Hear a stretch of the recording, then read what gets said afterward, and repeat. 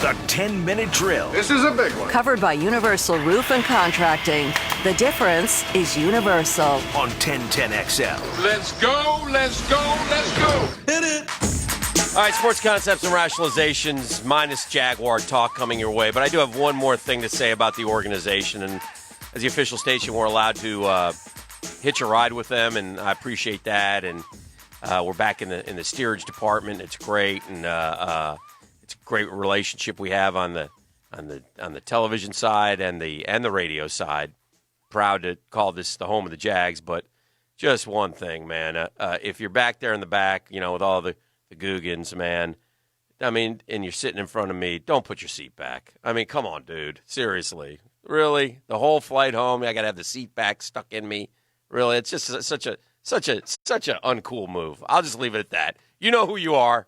You know who you are. Don't put your seat back. It drives me nuts. We got to name names here. I'm not naming names. Got to name names. I thought about it. I'm not naming names. Name the name. We're just going to start guessing. All right. I'm going to name names. Avery Jones. Don't put your – I'm kidding. We're not sitting with the players. I'm going to do some quick math here because this is what struck me after this. Well, we're not doing Jaguars here, so do it later. Let's talk some other stuff. Let's go through the world of sports. Let's start with the please, for the love of God, anything else. Anything else. Let's start with pick a topic, any topic. The Florida Gators won a basketball tournament. Where are all you Fire Mike White guys now, huh? I had to tweet at my buddy Hallie Gator. I said, Hallie Gator, I see you. Oh, we just put a fire under them. Okay, that's what we did. But it's nice to see a young team getting better and going and winning against Xavier, who's a good team. Yeah, is an impressive victory. So good for them. I know you didn't get to see yesterday. I don't know how much you got to see this weekend. I got to see a lot. I saw them beat the Canes, and I saw them win the first game. Right, we were here for that one on Friday morning. They're shooting the ball better. Yes. This is a basketball team that's going to count on Noah Locke to hit threes, Nembhard to pull up and hit threes. The young guys are starting to look more comfortable. Yes. Scotty Lewis doesn't look like he's tensing up every time he gets the ball. Blackshear's been a steady presence in the middle. And listen, Mike White, the coach, has proven to be a good one. Credit Mike White, the sports psychologist, for some success in delving into that area. But, this isn't after the fact saying, I talked to the guys. He said after that poor start that, he admitted we're going to address this whole notion of expectations and how we aren't living up to them. Peter King says guys who are coaching for their jobs, and he names four of them, Dan Quinn, Jason Garrett, Doug Marrone, and Ron Rivera. Of Marrone, he says, since playing for the AFC Championship. And we forget that was simply, 18 months ago, and we were toe-to-toe with the New England Patriots and probably should have beat them, but that's a different story for a different time. Jags have gone in 27 games, 9-18, and that is no bueno. So Ron Rivera, Jason Garrett, and Dan Quinn also on the list. Jerry Jones was very critical of Jason Garrett yesterday. He does not like being 6-5 and losing another game. They're losing all the good teams, too. To New England. So they can't beat a good team. They're only beating bad teams, and they've lost to all the good ones. Dan Quinn, dead man walking. It's just a matter of time. Doug Marrone's dead man walking, too. Yeah. This is not a football team that's capable of turning it around. This team can't flip a switch and win 5 in a row and save anybody's job. If it were up to me, I think I would just go a complete house cleaning across the board, from the very top of the franchise through the trainer, for Pete's sake. Yeah. And maybe the guy who put his chair back in front of me. Maybe he should go as well. That's up to you, friend. I can't fight that fight for you. By the way, it just makes it worse. This 3-game, 101-36 magnifies the fact that the Jaguars. I thought we were this was just a stat. 47-77 against the division, against the teams in our division. What do you expect to be other than the algae lined bottom of the urinal? You're 47 and 77. All right, well, continue on. It's interesting. The 49ers. Funny how with their DNA, they delve down into a few double-digit seasons in a row, but they reorganize. They get their wits about them. They get a game plan that actually works in place, and lo and behold, here they are last night just throttling Green Bay. That caught me by surprise a little bit, Dan. Well, they did, and they did it without some key players, but they've hit on a couple things. They've gotten a quarterback, and they've accumulated a lot of talent with those early picks, and rebuilt a defensive line that has a lot of first-round picks on it that's playing well. They have a hard-hitting defense that gets after you and a little bit more innovative in offense. And anyway, they are what they are, but they are certainly back, and they're legit. They're a Super Bowl contender. In fact, we could see a San Francisco-Baltimore Super Bowl rematch of Harbaugh v. Harbaugh from a few years ago. That very much is in play, I think, heading down the stretch here with 5 regular season games to go. College football this weekend, man, oh man, South Florida is on fire right now. The Canes lose to FIU. Manny, it was so bad, Hick, that Manny Diaz in the postgame says it's the darkest moment in program history.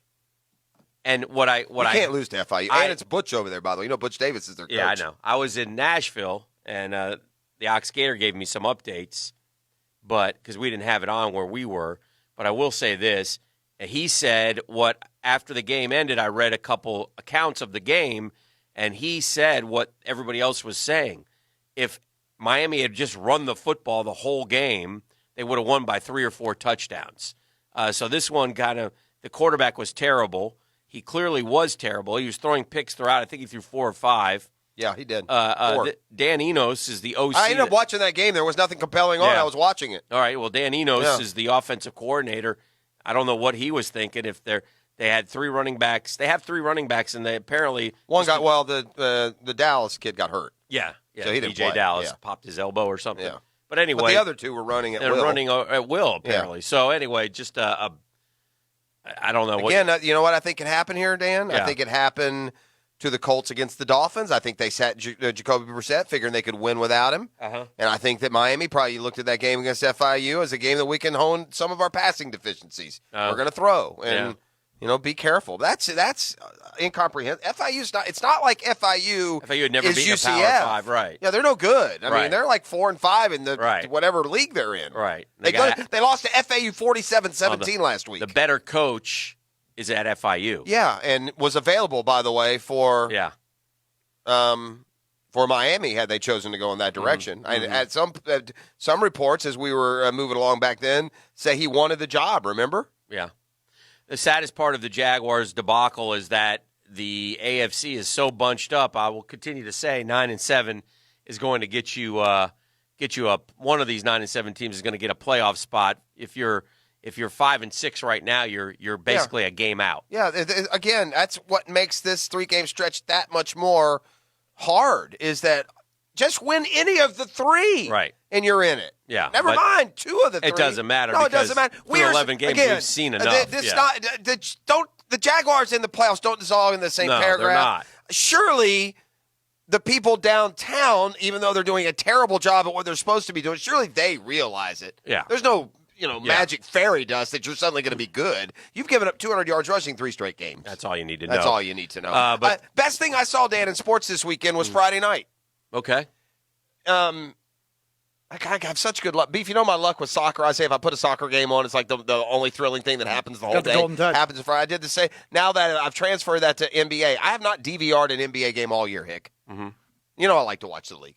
Yeah. I DVR'd the Clippers-Rockets Friday night, and the fourth quarter of the Clippers-Rockets was better than any football I watched all weekend. As Kawhi and James Harden went back and forth, it's just there's so many takes that if people were interested, it would be a fun conversation just about the state of the Western Conference, some changing opinion I have of Harden, but it was just it was a preview. That West Final Four in the NBA, when we're dying for some sports in May, is going to be fantastic. Well, as good as that was, what Zach LaVine did on Saturday night was better. I mean, I've never seen anything like that. That was incredible. I mean, for the Bulls against the here's a guy who went Hornets. I mean, again, they put up a list, best three-point shooting field goal percentage in NBA history with taking at least 15 shots. It was Curry, LaVine, Curry. By the way, yes, this was the night after being benched 6 minutes into the game for defensive and he called errors. He called out he the hates coach. the coach. And so he comes in and goes 13 of 17, gang. And if you didn't see but the he had ending, like 5 in the last half a minute. It was better than Reggie Miller against the Knicks. It was bananas. Although I came to find out that somebody else did hit a 3 in that short period at the end of the game. Saturansky hit one. Yes. Yeah. He hit the one that made it like a 2-point game. Yeah, on the inbound. And then Levine stole the inbounds. Stole it. Yeah. And then, by the way, when he stole the inbounds pass, being down 2, did he immediately put up the shot? No, he backed up to get behind the arc and threw off a one-footed 3-point shot. You wanted the dub, man. That went in. Honest to gosh, I mean, it's a regular season. Who cares? Bulls v. Hornets, and it may come to haunt you because you lose precious points. It was a revenge game. By winning. But after P.J. Washington stuck it to us in the opener. Yeah, for one shining moment. I mean, the thing about Levine too is every one of those shots was like dead swish. Yeah, like he wasn't even hitting the rim. Yeah, these high arcing fadeaway threes. I've never seen it. I mean, honestly, it was majestic. And this is a guy. One more thing about that: this is a guy who won the dunk championship twice. Yeah. So that's all he's known for. No, he's a very good player. He got injured in Minnesota a couple years in a row. You remember Zach LaVine at UCLA? He was on one of those teams that played Florida. But it was the Kyle Anderson was the kid that everyone thought was good, and he's a decent player for San Antonio. But Levine has just been fantastic, and we've just lost the listening audience with nonstop NBA talk. So we're talking a couple other things, and we wanted to do that. Let me give you one other Jag stat because I think it's important here, and I wanted to see where we are because we've been trending down throughout the season. I'm hoping that we're DAL now, and incredibly, we're not. Gee whiz. The Bengals, the Dolphins, the Chiefs, then us in terms of rushing yards per game. We're now giving up 142.3, and that's after 3 straight 200-yard games. So the Chiefs and the Dolphins are in the 140s.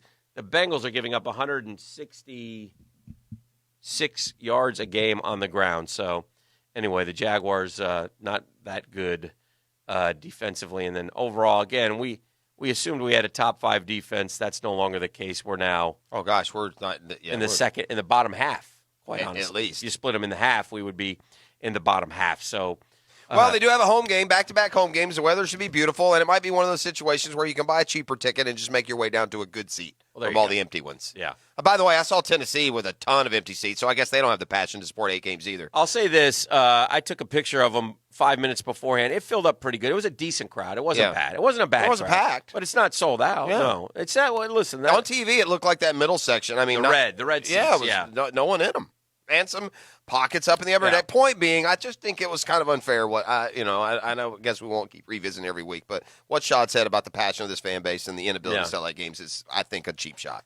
I do. I don't know if he meant it to be that. I don't think he meant it that way. Yeah. I think I was talking to John Osher of Jaguars.com, and is he the seat leaner?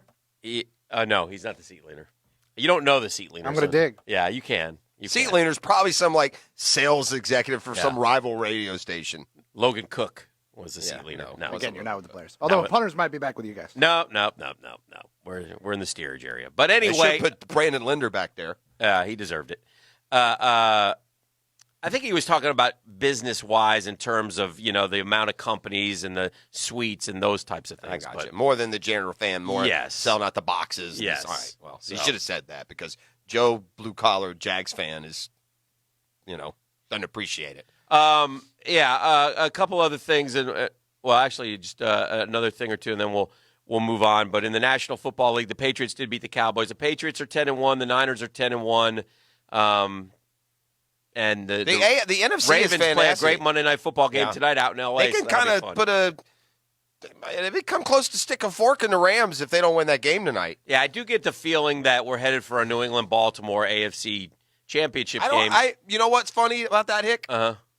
First time in a long time. Yeah. I trust the Ravens to get to that game more than I do the Patriots. Yeah. The Patriots are beating decent teams, but they're not beating great teams, and they do it with that defense. And I just don't know if it'll be interesting to see, though. I think there's a premium on winning these games. AFC's kind of weak with Kansas City not playing like they did last year. Well, Kansas City's not very good. Their defense is terrible, and I don't believe in Houston at all. No, our division is not, or Indianapolis, and so they're not winning. The AFC, our division. I think right now by the way, this is it 19 years in a row that New England's won double-digit games? 17 years. Yeah, won double-digit 17 years in a row. Wow. And Dan, since the 1999 season, we've lost double-digit games. This will be 12 out of 19 years. 12 out of 19 years, double-digit losses. I really thought it'd be higher. I think if might be 13. I think this decade obviously has been the worst by far in Jaguar history. Do we start the decade in 10 or 11, you think? You can pick whichever one you want. 10 through 19 or 11 through 20. I don't care. Yeah. It's bad. So, all right, let's do this. Let's give it. What are we giving away today, Beef? We're going to hook one Lucky Guggen up, Dan, because it's Monday Madness. So we're going to hook one Lucky Guggen up with lunch for two from Tropical Smoothie Cafe. Okay. Head over there and try the Duval Delight Smoothie. Yep. Tropical Smoothie Cafe is the official smoothie of the Jacksonville Jaguars. All right, we started in 2011. I'll do that because 2010 we actually went 8-8. All right. Starting in 2011, so 11 through 20 would be 10 years. We have 1, 2, 3, 4, 5, 6, 7. About to be 8 out of 10. Yeah, that's all you need to know. All right, listen, let's do caller number 2 right now. The prize pack. We'll come back. We'll do Friday 5-pack. Big Bo set to go, top of the hour. A lot to do here today. I'm sorry, 8 out of 9. My bad. On the drill.